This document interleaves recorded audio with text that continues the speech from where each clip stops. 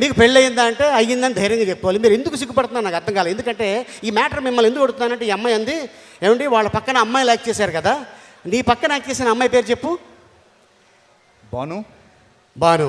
ఆయనకి అమ్మ ఒకసారి నీ పక్కన యాక్ట్ చేసిన అమ్మాయి మానస. ఓకే. నీ పక్కన యాక్ట్ చేసిన అమ్మాయి పేరేంటి? యామిని. ఆ? యామిని. యామిని. నీ పక్కన సౌమ్య. ఆ? సౌమ్య.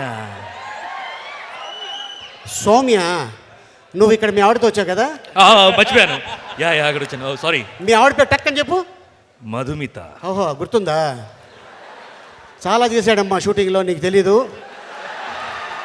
ఇంటికి వెళ్ళిన తర్వాత నువ్వు ఏం పెడతావో బాగా పెట్టమ్మా. అదే ఎందుకంటే తను నాకు ఎప్పటి నుంచో తెలుసు కాబట్టి చెప్పడం నా బాధ్యత. అది ఏంటో మీ పక్కన నుంచుంటే నేను కొన్ని మర్చిపోతున్నాను సార్. కొన్ని ఫీలింగ్స్ వచ్చేస్తున్నాయి ఇలా. కానీ మా పక్కన ఎప్పటి నుంచో కూడా పవన్ కళ్యాణ్ గారు చాలా సిగ్గుపడేవాళ్ళు. సుబ్బు, నీకు తెలుసా నాకు ఎర్లీ మార్నింగ్ ఒక కళ వచ్చింది. ఏమని?